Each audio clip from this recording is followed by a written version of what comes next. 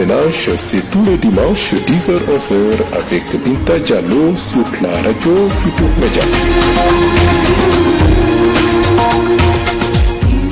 Mesdames, Messieurs, bonjour. Merci à Hassan Diouf, à la technique de remue-ménage qui reçoit en ce dimanche, dernier jour de l'année 2023, Dr Abdourahmane Sanoko, sociologue et politiste. Bonjour docteur et merci d'avoir répondu à notre invitation. Bonjour Binta.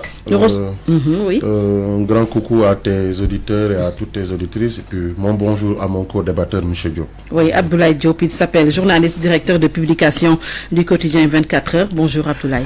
Bonjour Binta et merci pour l'invitation. Bonjour à tous les auditeurs de la RFM. Également bonjour à mon doyen, le sociologue Michel Sanoko.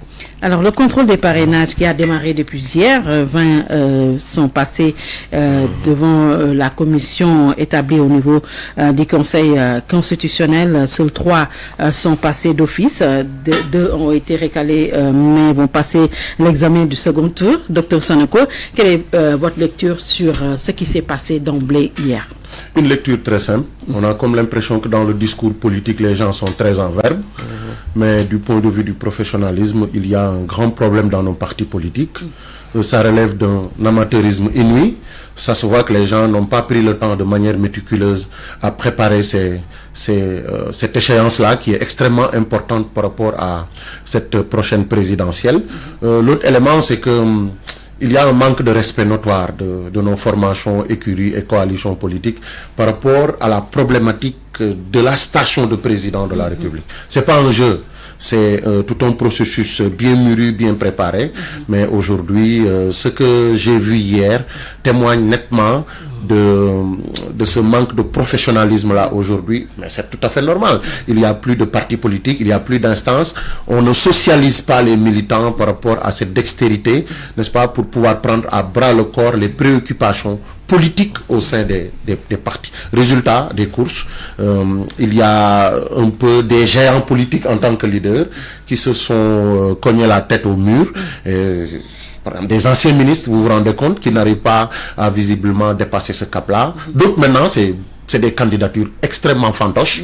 Il me semble que c'était très bien calculé. J'ai vu quelqu'un qui est venu avec 196 parrains. D'autres n'ont pas payé la caution. D'autres ont du mal à pouvoir aligner de manière notoire leur nom et leur prénom des parrains par rapport à la clé USB qu'on leur a rendue. Ça veut dire quoi? Ça veut dire qu'ils se sont juste positionnés. Le temps qu'on les élègue du système, après, fondamentalement, ils vont ouvrir les discussions pour faire partie des grandes coalitions. Ça me réconforte et me conforte davantage sur mon idée selon laquelle les gens prennent les citoyens sénégalais et le peuple pour des pantins et prennent aussi la chose politique comme un jeu. Et ça, il me semble que c'est un manque de respect notoire. Et d'ailleurs, c'est ce qui a fait que le peuple aujourd'hui est complètement en décalage par rapport à ses préoccupations politiques parce qu'il s'est rendu compte que les acteurs politiques ne les respectent pas. Vous n'avez pas été le seul à relever le manque de sérieux de certains candidats à la candidature. Abdoulaye Diop, votre lecture sur ce qui s'est passé hier? Oui, c'est catastrophique en fait, parce que vous savez qu'une candidature à une élection présidentielle, c'est un engagement qui est très sérieux. Maintenant, ce qu'on remarque, il y a une ouverture du système politique avec un président sortant qui ne participe pas à l'élection présidentielle. De l'autre côté, vous avez un opposant très farouche qui est en détention, donc Ousmane Sonko. Alors pour moi, cette ouverture a permis à ce que j'appelle les candidats clandestins de s'engouffrer pour penser peut-être briguer la magistrature suprême. Mais c'est quelque chose de très sérieux. La professionnalisation de nos partis politiques pose problème. Est-ce qu'ils se sont entourés vraiment d'experts qui sont capables de détecter tous les goulots d'étranglement avec ce parrainage? On vous remet une fiche où on met une colonne prénom et nom. Vous allez au niveau de la clé USB, vous retrouvez deux colonnes où on a séparé le prénom et le nom, et vous vous y engouffrez en pensant que la fiche peut être remplie de la même manière que cette clé. Ça pose problème. Donc nos partis politiques, je pense, doivent se professionnaliser.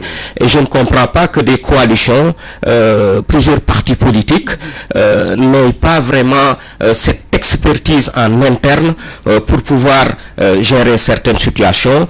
Donc je pense qu'il faut à la base revoir même les partis politiques en interne, le fonctionnement, la capacité des gens qui gouvernent ces partis politiques. Est-ce qu'ils sont vraiment au fait des enjeux que pose le processus électoral avant d'aller même vers l'élection? Mais justement, est-ce qu'aujourd'hui, au-delà de l'absence de professionnalisation des partis politiques dont vous faites état tous les deux, est-ce qu'il n'y a pas lieu également de revoir ce système de parrainage? On a comme l'impression que ça pose aussi beaucoup de difficultés au vu de ce qui s'est passé hier, Dr Sanko. Oui, c'est là où maintenant il faudrait interpeller l'opposition.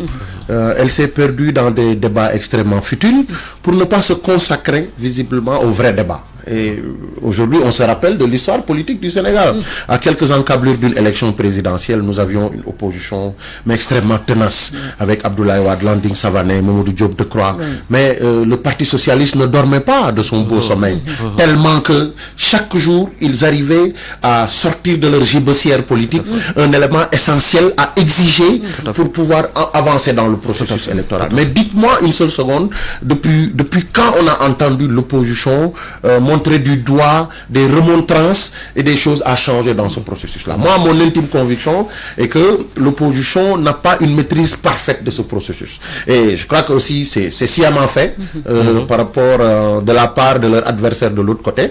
Et ils ont très bien compris qu'ils avaient affaire à une opposition extrêmement paresseuse. Mais surtout une opposition imbue par son ego et qui était dans des positionnements crypto-personnels où maintenant ils ont laissé libre cours à des possibilités de peau de banane dressés sur leur chemin. Et ils vont se rendre compte que, visiblement, et d'ailleurs, c'est pour ça que j'ai dit à chaque occasion d'une prise de parole publique, il ne faudrait pas venir juste après les résultats de l'élection pour crier au scandale. Une élection, elle ne se gagne pas le jour du scrutin en tant que tel. C'est tout un processus. Et malheureusement, l'opposition a dormi sur ses... On a quand même vu au début même de ce processus des candidats désister. On a vu Maître Tine qui dit qu'il ne va pas se plier à ce qu'il a vu. Il a compris. Lui, il a vu. D'ailleurs, c'est tout à fait normal.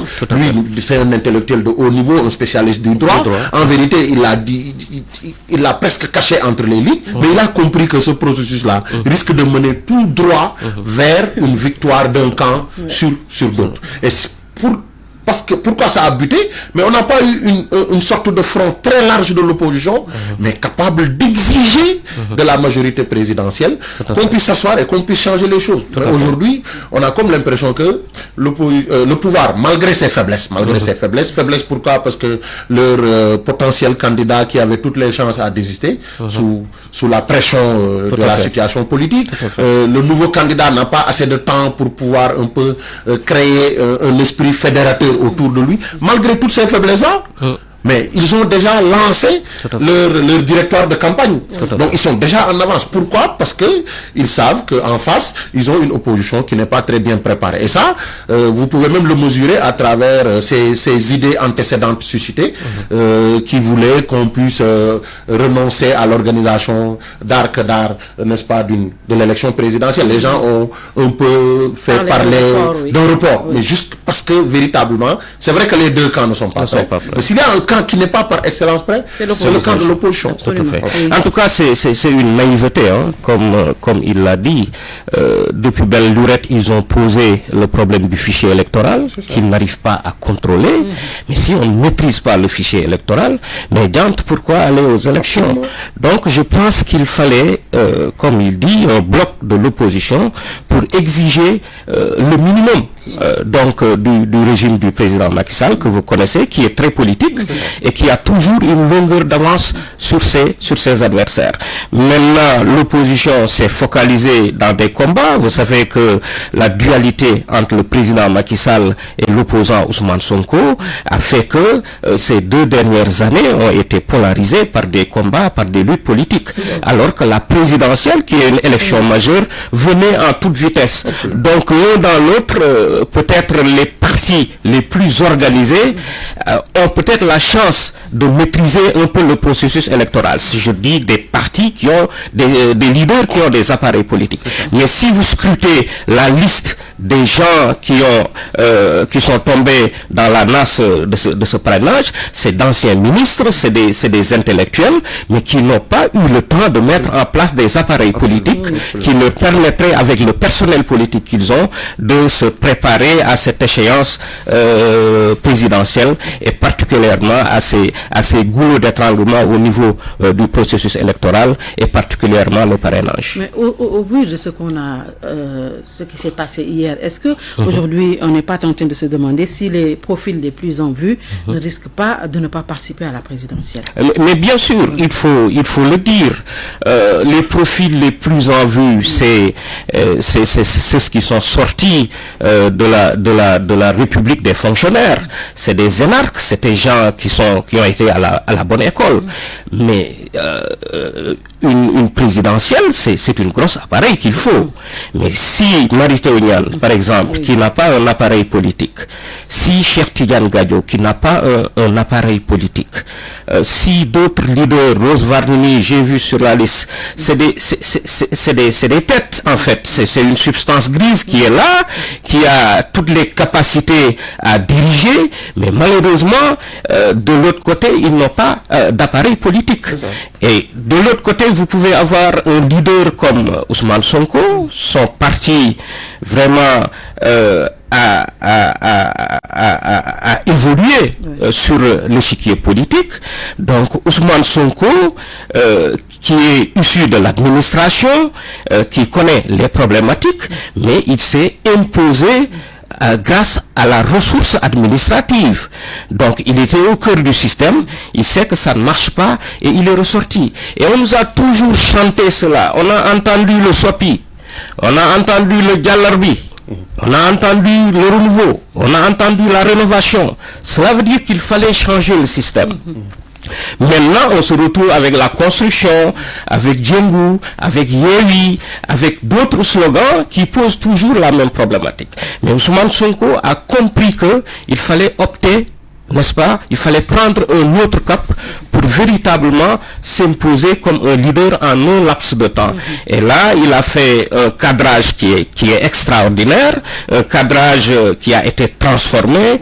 Il y a une extension extraordinaire de son cadrage où beaucoup de pratiques politiques, de marketing politique ont fait qu'il s'est imposé, il s'est connecté à la majorité des populations sénégalaises et particulièrement les jeunes. C'est pourquoi son ancrage dans le champ politique est quelque chose d'extraordinaire. C'est ce que les autres leaders n'ont pu réussir, faute d'avoir un appareil et un personnel politique capable de faire le marketing qui s'y est. Oui, nous reviendrons bien entendu sur Ousmane Sonko, mais on a quand même entendu, Dr Sanoko, des gens presque même du pouvoir dire que 93 candidats après presque la centaine de candidats, ce n'est pas trop, parce que nous sommes un pays de 14 millions de personnes.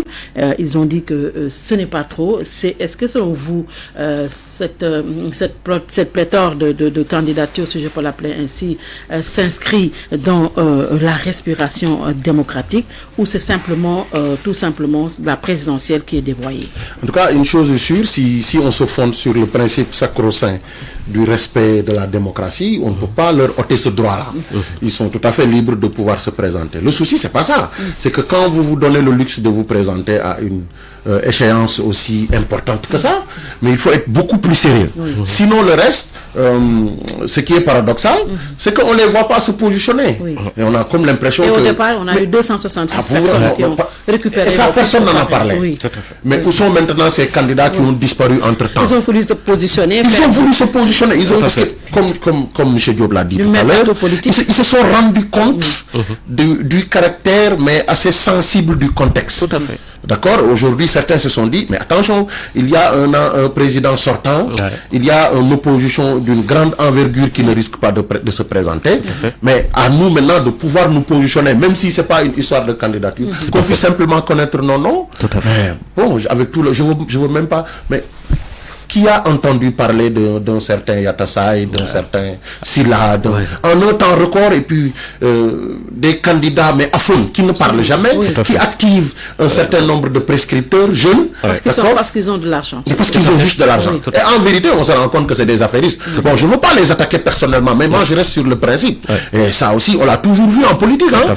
Je ne veux pas trop jeter des pierres, mais on a comme l'impression que le fait qu'elle me est là, c'est visiblement, après, la tendance qui a ouvert les portes pour les affairistes ou les hommes d'affaires, pour pouvoir se positionner après de se dire, et vous allez voir bientôt dans quelques jours, ceux qui ont été recalés vont se reverser, n'est-ce pas, dans le grand groupe des coalitions et des grandes coalitions, et qu'après maintenant, ce qui les intéresse, c'est même pas le parcours politique, c'est pouvoir faire leur affaire tranquillement et pouvoir s'en sortir. Et de recevoir les dividendes. Et de recevoir les dividendes. Et c'est ça que j'appelle un manque de respect et de deal sur le dos des Sénégalais. L'autre élément maintenant, c'est coûteux. Si par extraordinaire, on arrivait à valider toutes les 90 candidatures, mais vous vous rendez compte de ce que ça signifierait par rapport, n'est-ce pas, au coût financier de l'organisation de l'élection présidentielle. Et puis, des gens qu'on n'a pas entendu être maire, chef de quartier, chef de village, député, mais qui n'ont jamais compéti. D'un coup, on les voit pour dire, et d'ailleurs, on devrait même se poser la question, qu'est-ce qui les fait courir? Donc, c'est de ce point de vue que je dis, très sincèrement, il faudrait que les gens respectent davantage un peu, non seulement les populations, mais la chose politique. Et tout le monde te dit faire la politique autrement. Faire la politique autrement. J'ai comme l'impression que autrement, c'est aller très vite, se positionner et pouvoir régler des problèmes crypto-personnels. Or, dans le discours, tout le monde vous vend visiblement que nous sommes entrés en politique pour pouvoir changer les choses. Mais en réalité, ce n'est pas le cas. Souvent, je donne l'exemple. Vous imaginez, aujourd'hui, le système est fait de telle sorte que si on ne fait pas attention, les véritables orfèvres de la politique qui ont existé, qui se sont laissés violer leur adolescence, leur jeunesse, personne n'entend plus parler de Landing Savané. Mais ce monsieur a donné de son sang et de sa vie, n'est-ce pas, pour la construction de la démocratie de ce pays. Vous vous rendez compte, Mamadou Diop Decroix n'est plus député à l'Assemblée nationale. C'était quoi son rôle hyper imminent, n'est-ce pas, au niveau de l'hémicycle? Parce que les gens ont commencé à vendre des discours populistes. Certains hommes d'affaires même, de loin, sponsorisent ceux qui ont de la réputation, ceux qui ont du leadership. Après, on négocie pour les mettre à travers des positions extrêmement reluisantes pour pouvoir se positionner en tant que député ou en tant que maire. C'est ce que nous sommes en train de voir. Aujourd'hui, il faudrait réinterroger notre système politique afin de pouvoir maintenant le réguler. Sinon, on risque de voir des gens tapis à l'ombre qui ont des projets bien mûris et qui de manière parasitaire vont s'attacher à de grands leaders et qui risquent de les envoyer et de les porter vers les hauts cimes, n'est-ce pas, de la responsabilité politique. Et c'est ce qui est regrettable. Une centaine de candidatures à la candidature justement parce qu'il y a le filtre du parrainage. Oui, ça pose d'abord problème. Parce que un leader politique, c'est quand même une différenciation à faire. C'est ça. Et si la différenciation d'échelle, par exemple, regardez un peu la liste des premiers qui ont été contrôlés au niveau du parrainage. Ceux qui sortent du lot à travers une différenciation d'échelle, mais elle est presque nulle, ni au niveau local, ni au niveau départemental, ni au niveau national. Ils ont acquis cette différenciation d'échelle. Donc ça pose problème. Ils n'ont occupé aucun poste électif pratiquement. Donc ces gens-là, venir un beau matin pour prendre la tête du pays, ben ça pose problème. L'autre aspect, c'est cette dynamique imitative. J'ai l'impression que les gens sont dans une contagion. Parce que Binta est candidate, bon, nous sommes sortis de la même école, bon, je serai candidat comme elle. Donc vous voyez qu'il y a une imitation. L'autre aspect, il y a des candidats qui s'expliquent par une frustration au sein même de leur famille politique. Notamment, il y a beaucoup de gens qui sont sortis de l'Alliance pour la République parce qu'ils étaient frustrés de voir Amadouba, quelqu'un qui, comme j'ai dit, au niveau de la différenciation d'échelle, est presque nul. Il n'est ni maire, il n'est ni président de conseil départemental, encore maire de ville. Donc ça pose problème. Donc ces gens-là, mais vraiment c'est la frustration qui fait qu'ils veulent être candidats. L'autre aspect, c'est les freeriders, ce que j'appelle les clandestins. Donc ils se positionnent pour avoir un levier de négociation politique, soit au premier tour, soit au second tour. Parce que tous ceux qui sont élagués avec le parrainage vont chercher une famille politique où se caser. Et là, ils négocient. Et s'ils passent le cap des parrainages et qu'ils ne passent pas au premier tour, ils vont encore se loger dans une coalition, soit retrouver le pouvoir ou bien aller du côté de l'opposition pour après récolter les dividendes de ce positionnement ou bien de ce soutien politique que rien n'explique en fait. Parce qu'électoralement, c'est des nains, c'est des gens qui n'existent pas. Vous avez entendu parler des partis, téléphoniques ou bien des partis de salon, des partis de cabine téléphonique. Bon, c'est-à-dire ces partis pullulent. Maintenant, au Sénégal, en fait, c'est le problème, le véritable problème avec notre système politique, c'est que les valeurs mercantiles, n'est-ce pas, sont au-dessus des valeurs puritaines, des vraies valeurs en fait. Donc tout se marchande. Le président de la République, par exemple, il a la puissance de son décret, il a la manne de ses caisses noires, eh bien il peut acheter tout le monde. Donc vous voyez que ce sont les valeurs mercantiles qui dictent les positions actuellement au niveau des coalitions politiques. Alors, Sonko, on en parle, docteur Sanoko. On a entendu quand même le président Badio Camara dire, c'était pas pour parler de Sonko, mais par rapport aux 9 documents qui sont impératifs à présenter. Il dit que si un seul n'est pas bon, c'est une exclusion d'office. Et on a quand même suivi l'actualité politique. Sonko n'a pas pu retirer ses fiches de parrainage. Sonko n'a pas pu verser sa quittance parce qu'on a dit que son dossier est pendant devant la justice. Donc, il pouvait pas, il n'était plus électeur, il était inéligible. Alors, au vu de ce qui s'est passé, est-ce que cela veut dire que Sonko est définitivement out de la présidentielle? On a eu il était 4e malgré tout hier. Son mandataire ne s'est pas Maître Ciré Clédor ne s'est pas présenté au Conseil constitutionnel. Quelle est votre lecture sur tout ça?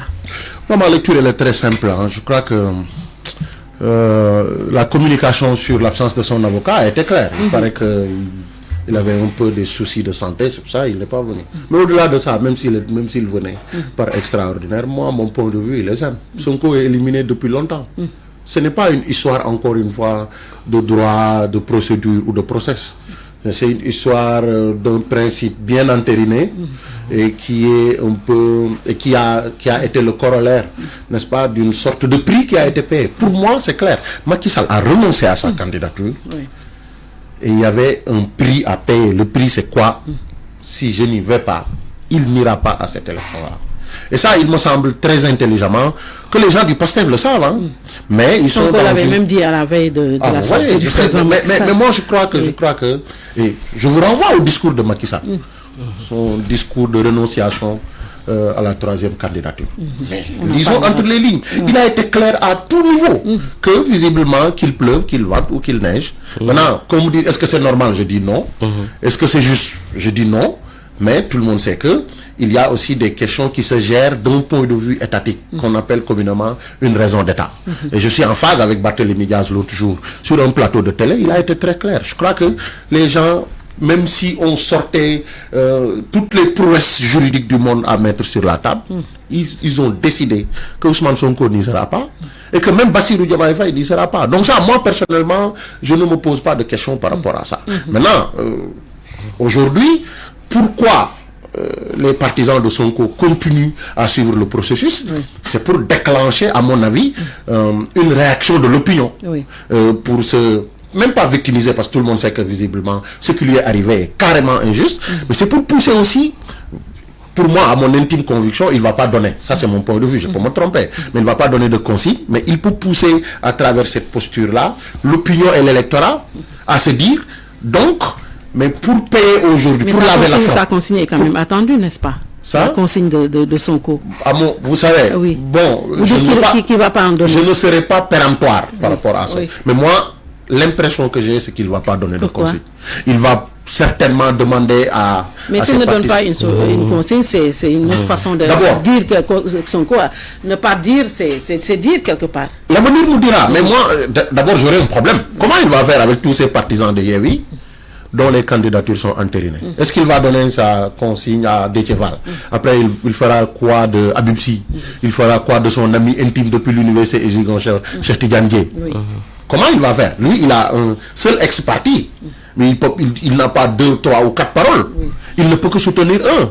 Et aujourd'hui, pour moi, s'il soutient quelqu'un, mais c'est que visiblement, le compagnonnage aussi risque d'être effrité après cette élection-là. Donc, intelligemment, il va peut-être dire voter l'opposition. Encore que je ne suis même pas sûr qu'il puisse être aussi décisif et péremptoire à dire soutenez tel ou soutenez tel autre. Mais est-ce que c'est pas une façon de dire ça va pas être en faveur du candidat de la mouvance? Non, écoutez, parce que là, on est dans les derniers moments. Ses compagnons certainement attendent la consigne. Là, nous sommes dans les derniers moments de cette lutte à mort politique entre le pouvoir, n'est-ce pas, et la famille politique de Ousmane Sonko.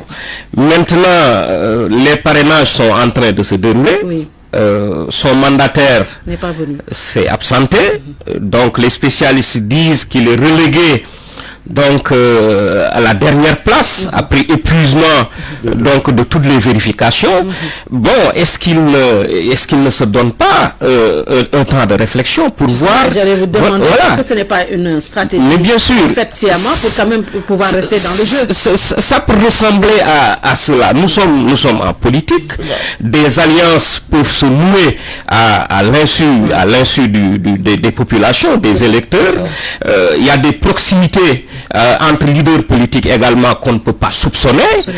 Tout cela fait que, en fait, voilà, Ousmane Sonko a décalé un peu, n'est-ce pas, cette mort qui peut venir, cette mort politique qui peut venir des parrainages. Donc, en se positionnant, il aura une lecture beaucoup plus claire, n'est-ce pas, sur les potentiels leaders qui seront en lice. Et à partir de ce moment, il pourra faire un tri. Si un de ces ouailles ne passe pas, en l'occurrence Bassirou Diomaye Faye, encore que rien n'est encore joué, ben il y a des proximités que les gens ne peuvent pas soupçonner peut-être entre Ousmane Sonko et Boubacar Camara, entre Ousmane Sonko et Cheikh Tidiane Dièye, entre Ousmane Sonko et Déthié Fall, ou Aïda Mbodj, encore que l'un dans l'autre, c'est des consensus peut-être qu'il fera avec les membres de sa famille politique pour voir vraiment quelle position adopter si une fois le parrainage les éliminait de cette course vers la présidentielle. Alors, quel est l'avenir politique de Ousmane Sonko au-delà même de 2023?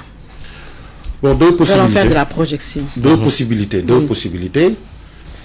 Il me semble que ces épreuves-là vont pouvoir lui permettre de beaucoup mûrir en politique.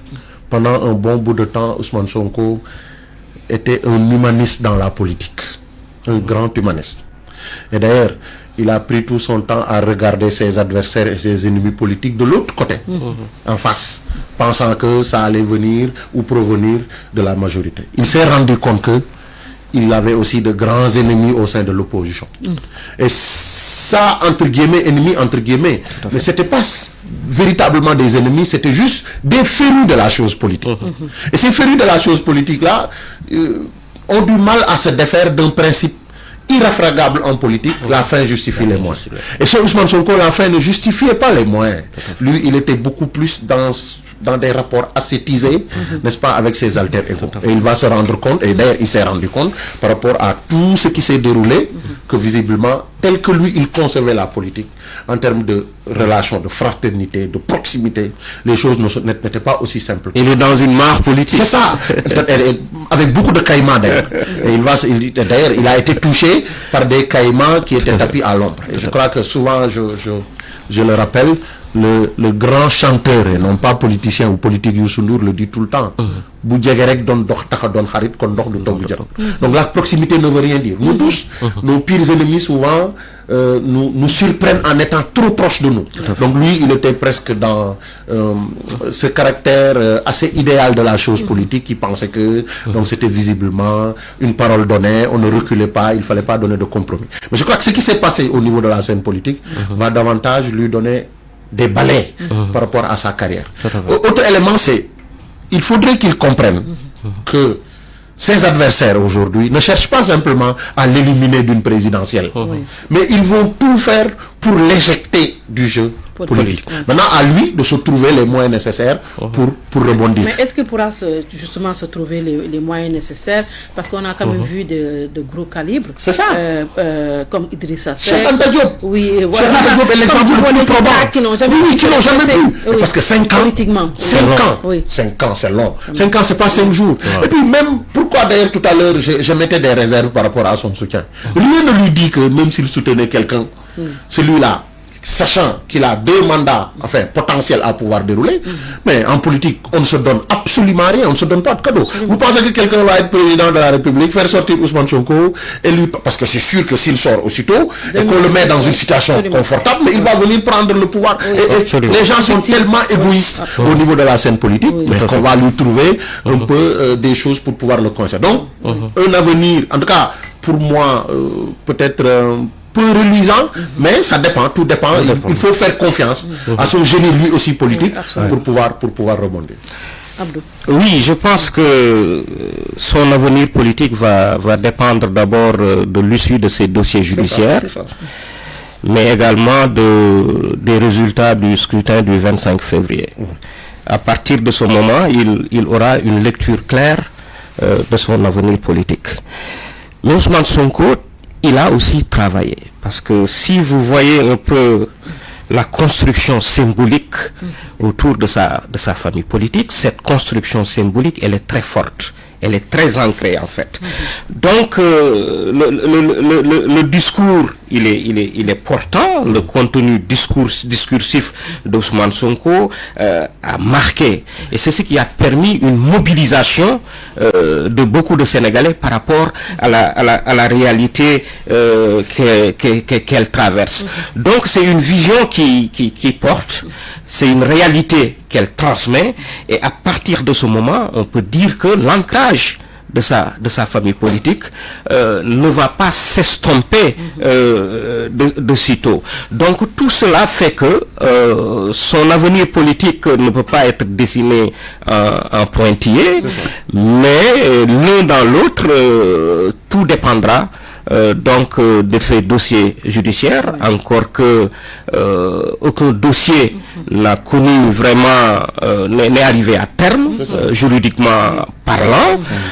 Donc je pense qu'il est jeune aussi, il a l'avenir devant lui, et que l'ancrage de sa vision politique, aussi bien au niveau du Sénégal qu'au niveau de la diaspora, peut-être à l'avenir, sur 5 ans, sur 10 ans, rester toujours cette réalité politique qu'on est en train de vivre. Abdoulaye Diop, journaliste, directeur de publication du quotidien 24 heures. Nous recevons également Dr Abdourahmane Sanoko, sociologue politiste. Alors, l'année 2023 a été marquée par la déclaration que la plupart des Sénégalais n'attendaient pas, la déclaration du président Macky Sall: je ne serai pas candidat à la présidentielle de 2024, la déclaration de l'année 2023, je l'ai dit.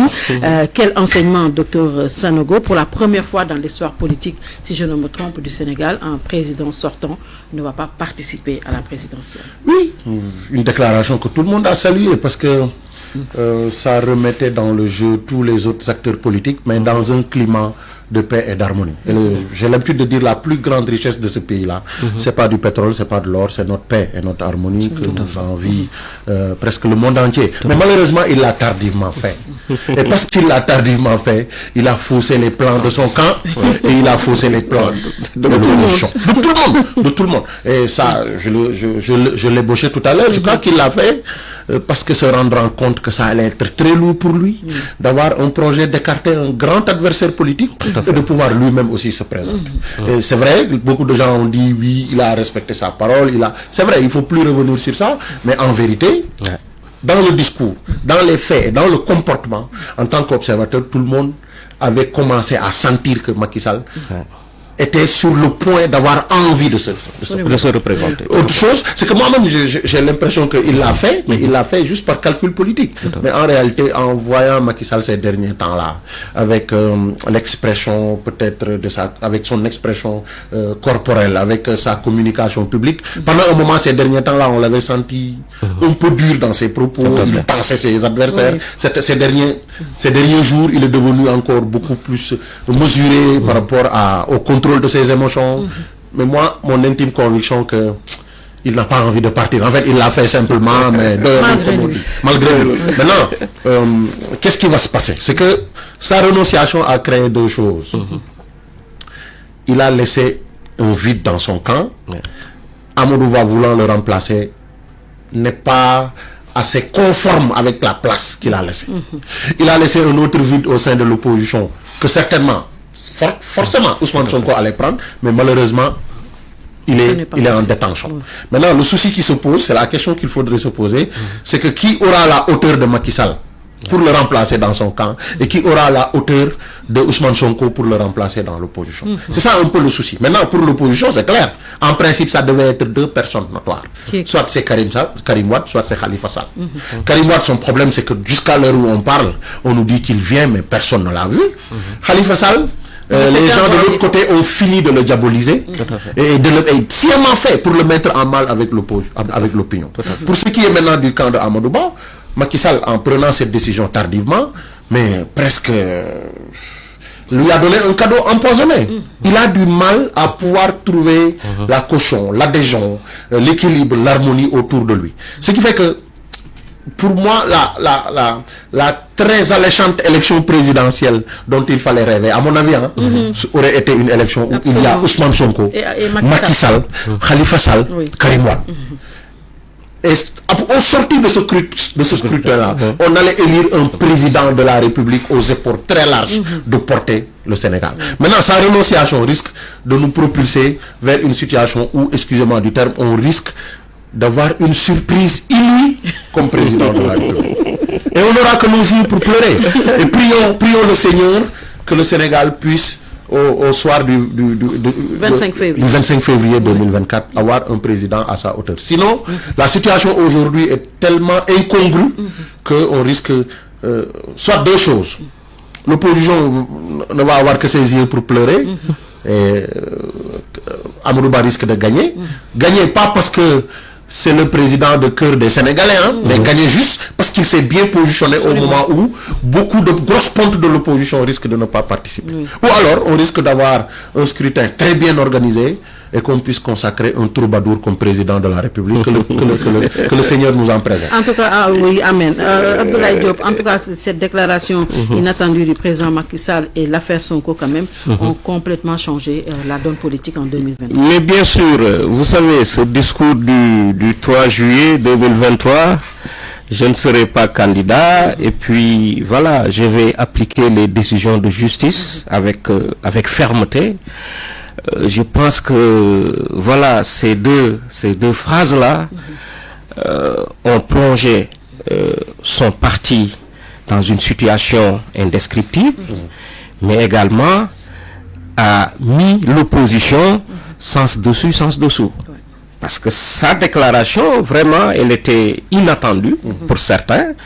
Bon, le peuple s'est libéré parce que, voilà, il demandait au président de la République et certains de la société civile, voilà, de respecter l'esprit de la Constitution. Bon, maintenant, il l'a fait et il s'est retrouvé avec un candidat, Amadou Ba, qui a du mal à créer son propre image politique vis-à-vis de Macky Sall.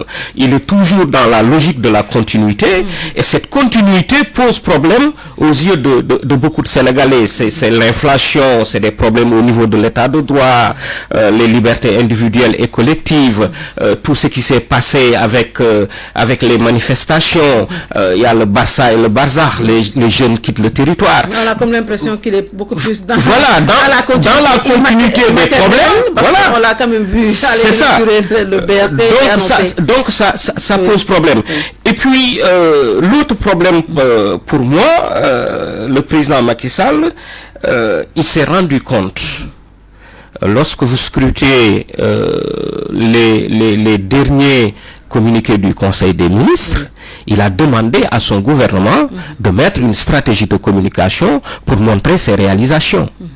Là, ça pose problème. Non seulement ça pose, ça pose problème pour son, voilà, pour Amadouba, parce qu'on ne peut pas faire 12 ans et voilà, arriver à terme pour demander à son gouvernement de montrer ses réalisations, mais au profit de qui? Peut-être pas au profit de Amadouba, qui est toujours au basque du président de la République, qui peine à se départir de la personnalité politique du président de la République. Cela pose problème.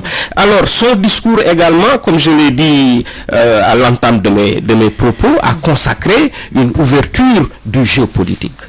Maintenant, qui va profiter de cette ouverture du jeu politique? Est-ce qu'il va venir de son camp? Est-ce qu'il va venir de l'opposition? Ben, c'est flou devant nous. C'est un brouillage présidentiel, un brouillage du président Macky Sall qui fait que devant nous, rien n'est clair. Donc, comme je le disais, bon, il y a le règle moitié de ça. C'est ça, ce matin. Alors, le discours de Nouvel An du président de la République, le dernier de son magistère, est attendu ce soir. On devrait s'attendre à quel genre de discours, docteur Sanouko? Des adieux. Je crois que il fait partie des rares, à part Senghor, à avoir eu cette aubaine et cette occasion-là. Donc il va faire certainement ses adieux au peuple sénégalais. Mais bon, de manière intelligente, c'est sûr qu'il va faire une sorte de bilan pour pouvoir simplement dire, si vous voulez que ça continue, votez Amadouba. Mais il me semble que, par respect aux Sénégalais, dans son discours, il devrait intégrer quand même un passage ou un paragraphe où il doit quand même dire qu'il est désolé par rapport à tout ce qui s'est passé aussi durant son magistère. Il y a beaucoup de choses aujourd'hui, il faut le reconnaître. Les morts. Au-delà des morts, moi je parle beaucoup plus. Moi j'ai vu dans son magistère une assemblée nationale qu'on n'a pas reconnue. Où on a eu l'impression d'avoir des députés chiffonniers. D'ailleurs, je dis que c'est la pire législature de l'histoire du Sénégal. Les rapports ont été trop heurtés. La politique a trop occupé de place dans sa gouvernance. Donc, maintenant, moi j'ai l'habitude de dire qu'une gouvernance parfaite ne relèverait que de la gouvernance divine. Donc il faut être très humble et accepter aussi s'il y a des choses qui ont eu à marcher, mais il y a des choses qui n'ont pas du tout marché du tout. Mais ici dans les discours, on nous décrit, on nous peint un tableau, mais extrêmement pittoresque pour essayer de nous faire croire que j'ai fait. Et d'ailleurs, souvent dans son discours, il dit, ou bien ses partisans disent, il a fait mieux que tous les autres. Il a fait mieux que tous les autres. Mais à quel niveau aussi vous avez fait pire que les autres? Il faut aussi avoir l'humilité de pouvoir dire ça. Et surtout, on lui demande de promettre aux Sénégalais qu'il va veiller à ce que des élections transparentes soient organisées et qu'à l'issue de ce scrutin, si le peuple sénégalais décide que sa majorité doit perdre le pouvoir, qu'ils aient tous l'aimabilité de rendre le pouvoir, n'est-ce pas, au peuple sénégalais et de consacrer le prochain qui viendrait. Parce que aucun Sénégalais ne peut te dire s'il est vraisemblablement à 100% rassuré de ce qui va se passer. C'est vrai que le ministre de l'Intérieur a parlé. Lui-même, il a dit qu'il donne sa parole parce que c'est un engagement qu'il a pris pour pouvoir veiller à ce que l'élection soit organisée de manière transparente. Mais j'ai comme l'impression que ce que je suis en train de voir ici se dérouler par rapport, n'est-ce pas, au parrainage, on risque de se retrouver avec des candidats mais extrêmement léger. J'ai l'habitude de dire à combattre sans péril, on risque de gagner sans gloire. Absolument. Oui, un discours d'adieu, comme l'a dit Sanogo. mais également... On va être dans l'émotion. Voilà, non, il sera dans l'émotion, ça c'est sûr, parce que quand vous voyez son discours du 3 juillet, son expression corporelle montrait qu'il était dans une situation très délicate. Absolument. Donc ce discours du 31 décembre également, il y aura de l'émotion, parce qu'il va laisser derrière lui toute une partie de sa vie, donc 12 ans d'une présidence de la République, c'est pas un jour, c'est pas 2 jours, donc il va se séparer des sceaux de la République, il va s'éloigner du peuple qu'il a porté au pinacle, il va se séparer de ses collaborateurs qui sont de hauts fonctionnaires, tout cela, l'émotion sera présente, ça on ne va pas le nier, mais il doit rassurer. Je pense qu'il doit rassurer les Sénégalais, surtout par rapport aux institutions de la République. Je pense qu'il doit donner des gages vraiment très fortes sur ce que seraient demain les institutions de la République. Parce que, voilà, ces institutions-là ne sont plus vraiment ce qu'elles étaient d'antan, méconnaissables à la limite. Donc il doit donner des gages d'assurance, de sécurité, surtout également par rapport au scrutin du 25 février, quelle que soit l'issue, qu'il prendra vraiment sur lui la responsabilité de déclarer gagnant le vainqueur et de quitter le pouvoir. Exactement. Vous voulez ajouter quelque chose? Oui, donc je suis en phase avec ce que M. Diop vient de dire. Donc juste peut-être en dernier mot, moi je tenais aussi à ça. C'est vrai que nous sommes en fin d'année. Je souhaitais à tous les Sénégalais une excellente fête. J'allais vous dire, Dr Sanoko, merci et nos meilleurs vœux. Merci. Voilà, mais surtout moi, le mot que je voulais passer, c'est que à l'endroit des auditeurs, à l'endroit de tout le monde, je ne le dis pas parce que vous êtes mon ami ou quoi que ce soit, je le dis parce que je le pense. Et les Sénégalais qui ont l'habitude de m'écouter ou de me regarder savent que je dis toujours ce que je pense. Il faut nous protéger notre patrimoine Binta. L'espace médiatique a besoin d'elle, mais surtout la transparence de la communication au sein de cet espace-là a besoin davantage qu'on puisse la préserver, qu'on puisse la soutenir, mais surtout qu'on puisse l'encourager. On n'en trouve pas 2 ou 3 comme elle au niveau de cet espace-là, en tant que surtout à tous les niveaux. Hein. Donc cet acharnement-là, il faudrait que les uns et les autres puissent arrêter. Et je vous souhaite bon vent et encore beaucoup de courage et beaucoup de succès pour 2024. Abdoulaye. Merci, bonne et heureuse année à tous vos auditeurs et auditrices de Revue Ménage, à tous les Sénégalais, à mon doyen Sanogo, et puis voilà, que 2024 soit pour vous une année de paix, de prospérité et de succès dans vos projets et pour tous les Sénégalais. Merci beaucoup. Merci pour ces mots qui me vont droit au cœur. Mes voeux les meilleurs pour cette année 2024 qui s'annonce. Santé surtout et surtout réussite dans toutes vos entreprises. Bonne année.